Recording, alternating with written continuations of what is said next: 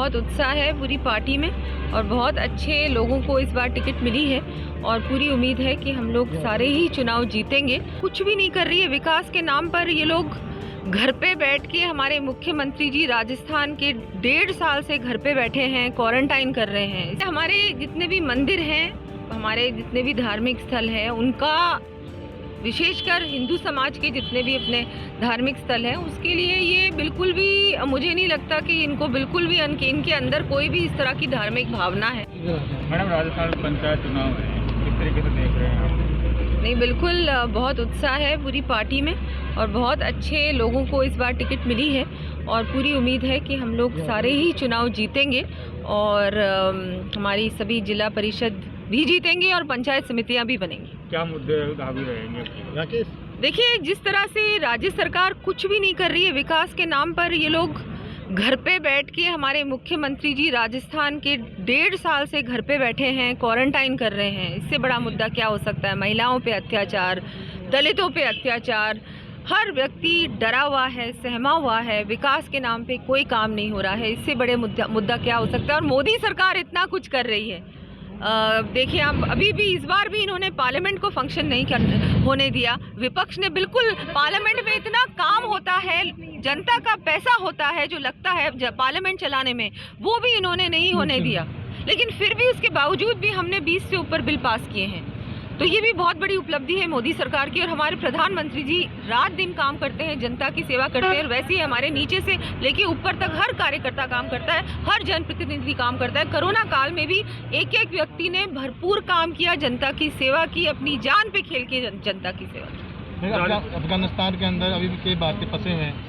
जी नहीं, उनके लिए भी प्रयास चल रहे हैं कि उनको जल्द से जल्द उनको निकाला जाएगा। उनकी सुरक्षा हमारे लिए बहुत महत्वपूर्ण है और प्राथमिकता है। क्या कारण है मैडम इस तरीके से जो हालात पैदा हुए हैं? अफगानिस्तान की बात कर रहे हैं? नहीं, देखिए, वो उनका वैसे तो अंदरूनी मामला है और उसका भी सल्यूशन निकाल ही रहे हैं, क्योंकि अमेरिका ने भी अपनी ट्रूप्स विड्रॉ कर लिए और इसमें भी अब जो भी कुछ होगा आगे समय बताएगा।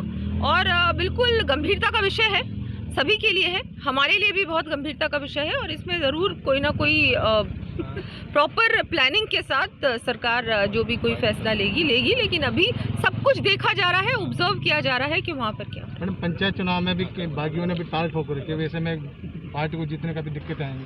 ऐसा नहीं है, बागी तो हमेशा ही ताल ठोकते हैं, लेकिन पार्टी की जो मजबूती है और हमारी कार्यकर्ता के बलबूते पे खड़ी हुई पार्टी है। हमारे कार्यकर्ता जिसको भी टिकट मिलता है कमल के फूल के पीछे अपनी पूरी ताकत लगाते हैं और उस व्यक्ति को जिताते हैं। राजस्थान सरकार मंदिरों का अधिग्रहण कर रही है, जी का भी कर रहे हैं। जी। नहीं, मैं राजस्थान सरकार तो क्या है कि ये हर प्रकार से जिस तरह से ये हमारे जितने भी मंदिर हैं, हमारे जितने भी धार्मिक स्थल हैं, उनका विशेषकर हिंदू समाज के जितने भी अपने धार्मिक स्थल हैं, उसके लिए ये बिल्कुल भी मुझे नहीं लगता कि इनको बिल्कुल भी इनके अंदर कोई भी इस तरह की धार्मिक भावना है। और हर प्रकार से ये उसमें भी ये लोग बहुत वोट बैंक पॉलिटिक्स करते हैं।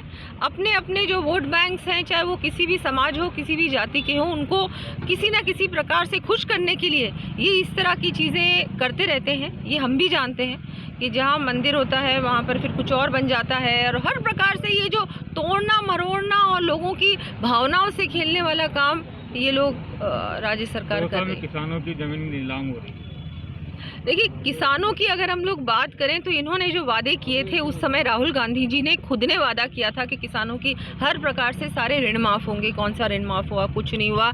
ये सब जो बातें हो रही हैं, ये जो आपके जितने भी मुद्दे हैं, जो स्थानीय मुद्दे हैं, राज्य सरकार के मुद्दे हैं, उस पर ये लोग सिर्फ बातें ही करते हैं, ये कुछ काम नहीं करते। और अगर कोई काम भी करते हैं तो बिल्कुल ही किसान विरोधी काम करते हैं, जनता को भड़काने का काम करते हैं। ये तो कहते हैं कि किसानों के साथ हैं। अब आप ही देख लीजिए किसानों का क्या साथ दिया अगर इन्हीं माफ़ नहीं किए तो। सबसे बड़ा जो वादा किया था और उनकी सरकार ही उस वादे के बेस पे बनी थी, उस वादे को पूरा किया क्या इन्होंने? और महिलाएं कितनी सुरक्षित हैं? सुरक्षित है क्या? आपको लगता है क्या कि आपके घर में जो महिला है वो अपने रात को या शाम को बाहर निकल सकती है? भरतपुर MP के साथ क्या हुआ था? यही इसी क्षेत्र, इसी संभाग का काम, इसी संभाग में यहीं पर आपके पड़ोस में ही ये घटना हुई थी। हर जिले से कोई ना कोई घटना रोज़ाना सामने आ रही है।